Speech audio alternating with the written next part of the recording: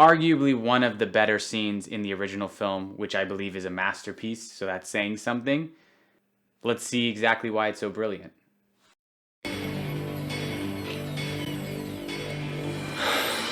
I know Kung Fu. Show me. Right off the bat, what a way to set the stage. Morpheus's show me is so loaded, like he knows exactly where this is going to go. He knows exactly what story is about to happen, which is so in tune with his character. This is a sparring program. It has the same basic rules like gravity. These rules are no different than the rules of a computer system. Some of them can be bent. Others can be broken. So, this is how you do exposition very well. He's giving context for the simulator that they're about to do, but it's actually context for the whole film, the whole premise, everything that's going on around them. Some rules can be bent, others can be broken. Wonderful foreshadowing, by the way. Understand? Then hit me.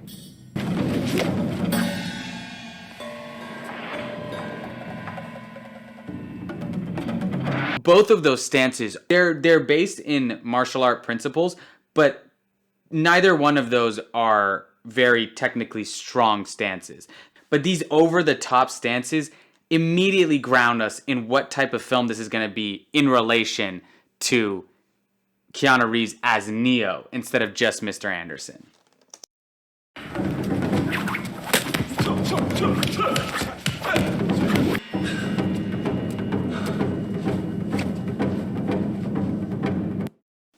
Okay. Oh man. Oh, I forget how good this scene is. So here we see something that they did really well in the original trilogy that they kind of struggled with in the newer one, which is this use of amazing wide shots. They just allow for the combat to speak for itself. These open movements, almost artistry in motion. And that's what this scene kind of is. That's what this movie is basically poetry. It's not really about the fighting. To be able to write your own language because it's just software. Also, getting to see Keanu Reeves get a little bit comfortable. You can see the story immediately playing. They're almost like dancing with one another.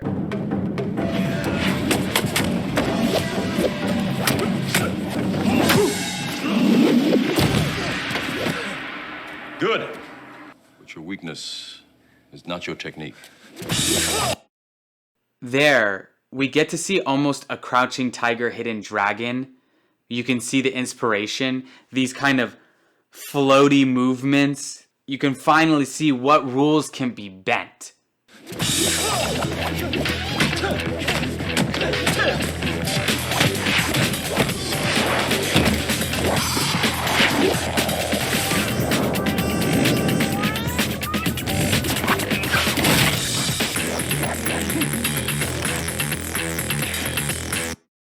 What's so great about immediately from the point that Morpheus gives him a piece of advice, Neo almost doesn't process it because he's still trying to experiment.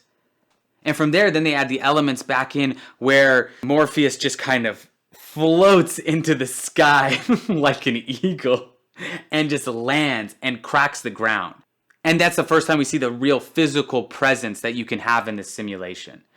We're learning this information in a very organic, natural way.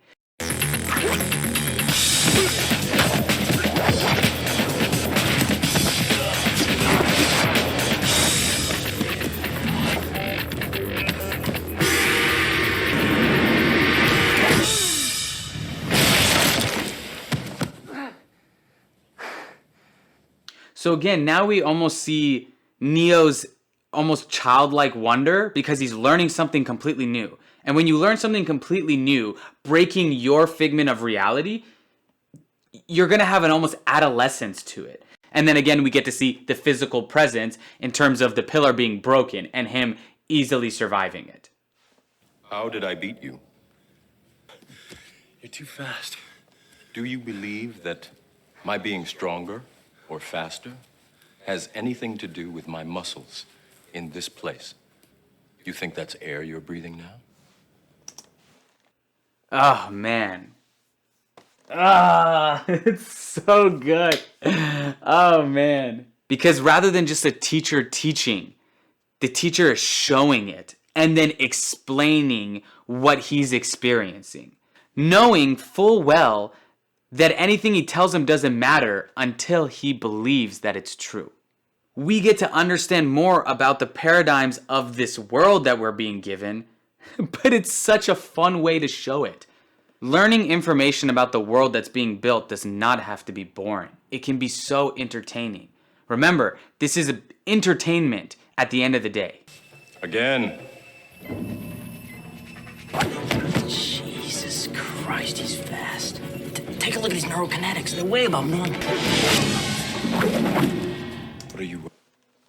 Immediately into that again line. You can learn everything in theory, but until you implement it, you won't really grow. And then we get the outside world. And they do it very tactfully. You see how sparingly they utilize the outside world, the real world? Because they didn't want to take us out of the immersion of the scene. But then that really quick line that we can understand that this is still a simulation on a computer screen that we can see, his neural kinetics are higher than normal, aka allowing him to be faster than normal. You're faster than this. Don't think you are. Know you are. Come on, stop trying to hit me and hit me!